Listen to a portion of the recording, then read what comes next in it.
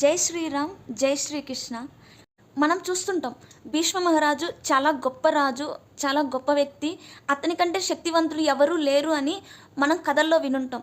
కానీ రియాలిటీకి వస్తే భీష్మ మహారాజు గొప్పవాడే, అలాగే తనకి చావు అనేది రాదు.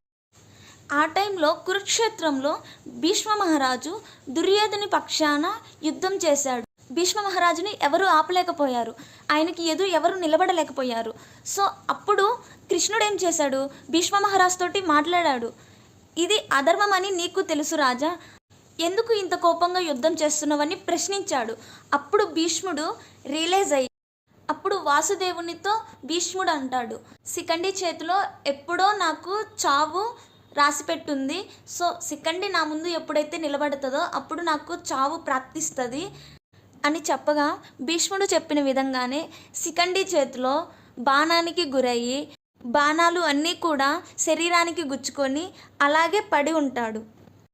అంతటి గొప్ప భీష్మ మహారాజుకు కూడా చావు తప్పలేదు. సో అదే ఇక్కడ కర్మ అనేది ఎలా జరుగుతుంది అనేది మనకి తెలియదు, రియాలిటీ ఎలా ఉంటుంది అనేది కూడా తెలియదు. మనం ఎప్పుడూ ధర్మం వైపే నిలబడాలి.